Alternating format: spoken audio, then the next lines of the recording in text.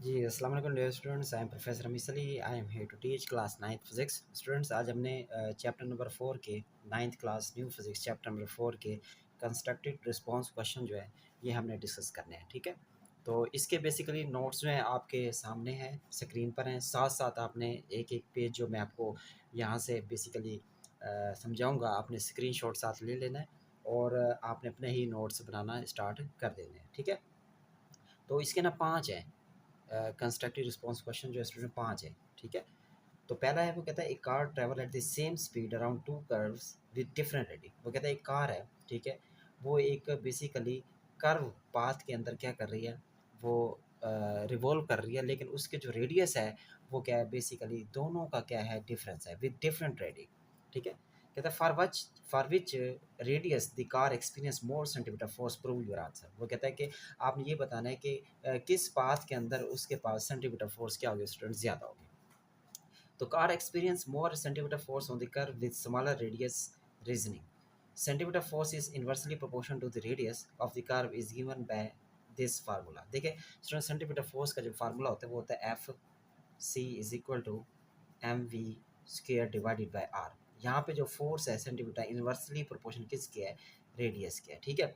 अगर आप रेडियस को बेसिकली कम करते हैं, रेडियस अगर बेसिकली कम होगा तो फोर्स आपके पास क्या होगी, ज़्यादा होगी, ठीक है। तो वो कहते हैं दो रेडियस है, तो किस रेडियस में डिफरेंट है, किस रेडियस में सेंटीमीटर फोर्स ज़्यादा होगी। देखिए रेडियस कम करने से क्या हो रहा है, फोर्स ज़्यादा हो रही है। इसका मतलब है जिसका रेडियस कम होगा, जिस सर्कल का, उसमें सेंटीमीटर फोर्स क्या होगी स्टूडेंट, ज़्यादा होगी, ऐसे ही है। सो यहाँ पे जो एम है वो मैस ऑफ द कार है, आर क्या है आपके पास रेडियस ऑफ द पाथ, ठीक है, एंड वी क्या है स्पीड ऑफ द कार है, ठीक है। तो basically if the speed remain constant, speed जो रिमेन कांस्टेंट रहेगी, smaller radius required a larger centimetre force to maintain the circular motion. तो बेसिकली इसके अंदर क्या है कि रेडियस को आप छोटा करते हैं तो बेसिकली आपकी जो सेंटीमीटर फोर्स है वो क्या क्या हो जाती है, आपकी इंक्रीज हो जाती है, ठीक है। इस चीज़ को आपने थोड़ा जहन में रखना है, सही है। अच्छा जी, उसके बाद हम नेक्स्ट चलते हैं सेकंड क्वेश्चन पे। बड़ा सिंपल से वो कहता है कि a ripe mango does not normally fall from the tree. देखिए एक बेसिकली जो दरख्त होता है मैंगो का, ठीक है, अ, उससे वो कहते हैं कि does not normally fall from the tree. Mango जो है बेसिकली वो दरख्त से गिरता नहीं है। आगे क्या कहते हैं, but when the branch of the tree is shaken, जब आप उस ब्रांच को बेसिकली आप ऐसे हिलाते हैं, ठीक है, तो मैंगो गिर जाते हैं, mango fall down easily. Can you tell the reason, आपने रीजन बतानी है, सिंपल। कहते हैं ripe mango often have a weakened stem attachment due to the ripening process. Shaking the branch disturbed the delicate connection, overcoming the slight force holding the mango. This sudden disturbance overcomes the weakened attachment and causes the mango to fall.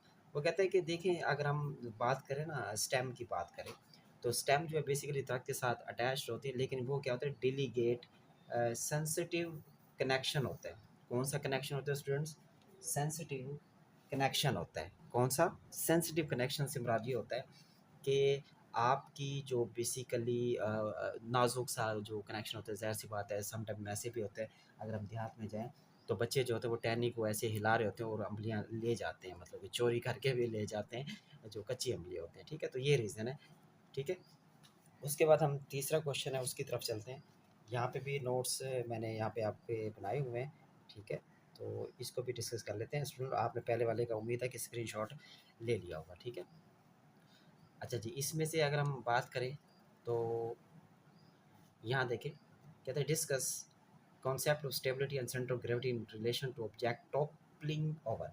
कहते हैं कि ये concept जो है sir stability और centre of gravity का, कि object जो बेसिकली टॉपल ओवर का मतलब होता है आगे की तरफ गिर जाना, ठीक है, जो ऑब्जेक्ट ऊंचे होते हैं।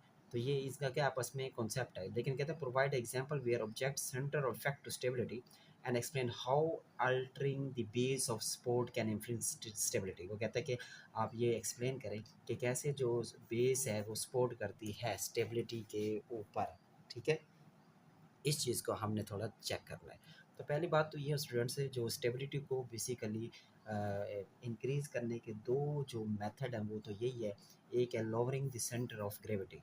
कहते हैं object with a low centre of gravity more stable. A racing car for example design with a low centre of gravity to resist tippling during the sharp turn. वो कहते हैं कि एक तो पॉइंट ये वाला आपका है कि लो सेंटर ऑफ ग्रेविटी होगा तो आपकी कार जो है वो ज़्यादा स्टेबल होगी। क्या होगी स्टूडेंट्स? स्टेबल होगी। ठीक है, इसी तरह वो एग्जांपल भी दे रहे हैं, जैसे रेसिंग कार होती है स्टूडेंट्स, वो बेसिकली एक शार्प टर्न लेती हैं, आपको पता है बड़ी स्पीड के साथ शार्प टर्न लेती हैं, लेकिन फिर भी वो गिरती नहीं है क्योंकि उनका जो सेंटर ऑफ ग्रेविटी होता है वो लो पॉइंट पे होता है।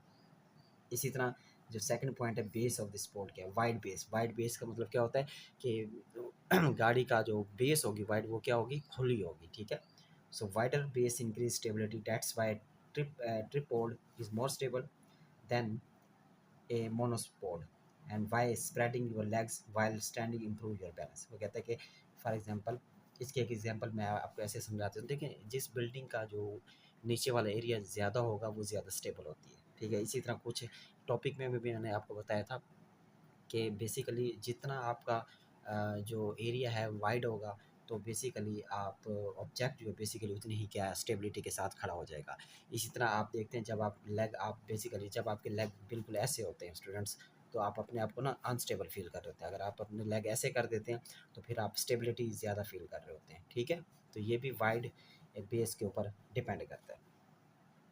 उसके बाद 4 है why an accelerated body can not be consider equilibrium. वो कहते हैं एक्सरेटेड बॉडी जो है वो इक्विलिब्रियम में क्यों नहीं होती। तो इक्विलिब्रियम हमने पढ़ा था कि इक्विलिब्रियम तो उस सिचुएशन में होता है जब आपके पास नेट फोर्स क्या हो? ज़ीरो।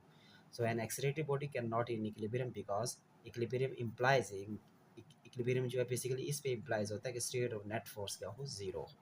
ठीक है, so accelerating required a net force to occurring the according to Newton second law, F is equal to M में होता है स्टूडेंट। यहाँ पे थोड़ी मिस्टेक थी, यहाँ पे F is equal to M में लगे। ठीक है, और therefore if an object accelerating it must experience a net force and thus it can not in state equilibrium. देखिए, एक्सरेटेड से मुराद क्या है कि कोई भी ऐसा एक आपके पास एक व्हीकल है, ठीक है, एक्सरेट से मुराद है वो अपनी स्पीड को क्या कर रहा है? इंक्रीज कर रहा है। तो जब वो इंक्रीज कर रहा होगा तो उस टाइम तो वो इक्विलिब्रियम में नहीं होगा ना, उसके ऊपर तो फोर्स लग रही होगी। ठीक है, ऐसे ही है। अच्छा जी, उसके बाद लास्ट क्वेश्चन है स्टूडेंट्स। लास्ट क्वेश्चन कौन सा है कि two boxes of same height, या तो दो बॉक्सेस है वो सेम हाइट पर है but different height are lying on the floor of the truck, लेकिन वो डिफरेंट हाइट पर ट्रक में वो डिफरेंट हाइट पे वो बेसिकली फर्श पे रखे गए। कहता है if truck makes a sudden stop, अगर वो ट्रक जो है वो अचानक से ब्रेक लगाता है, which box more likely to topple over by, कौन सा ऐसा बॉक्स होगा जो वो जल्दी गिर जाएगा। ठीक है, ये जो टेम्पल ओवर है ना, इसका मतलब होता है गिर जाना। ठीक है, तो ये देख लेते हैं यहाँ से। इसका क्वेश्चन जो स्टूडेंट्स यहाँ पे थोड़ा मुझे कम भी लग रहा था, और दूसरा ये है कि कुछ सही नहीं लिखा हुआ। ठीक है, लेकिन यहाँ मैंने अपना एक और भी लिखा है। ठीक है, तो इसको भी आप थोड़ा यहाँ से चेक कर लें, इसका आंसर क्या होगा स्टूडेंट्स। इसका आंसर ये होगा कि taller box is more likely to trample over. जो बॉक्स बेसिकली आपका ऊंचाई पे रखा होगा, ठीक है, वो बेसिकली जल्दी गिर जाएगा। रीज़न क्या होगी इसकी? Because a taller box are higher centre of gravity making it less stable during a sudden stop. देखें, आपके पास दो बॉक्सेज हैं, ठीक है, तो पहले तो ये है कि अगर आपके पास बॉक्स एक ये वाला है, एक ये वाला, देखिए जिसकी ऊंचाई ज़्यादा होगी वो जल्दी गिरेगा। ऐसे अगर सेम, अगर फॉर एग्जांपल ये दोनों बराबर भी है ना, तो जो ऊंची फ्लोर पे रखा होगा ना वो गिर जाएगा, क्योंकि उसका सेंटर ऑफ ग्रेविटी जो होगा वो हाई पॉइंट पे चला जाएगा। ठीक है ना, तो बेसिकली जिसका centre of gravity high point पे चला जाता है तो वो ऑब्जेक्ट जल्दी गिर जाते हैं। तो स्टूडेंट्स, मुझे उम्मीद है कि ये लेक्चर जो है आपको समझ आ गया होगा। अपना ख्याल रखिएगा। अल्लाह हाफिज़।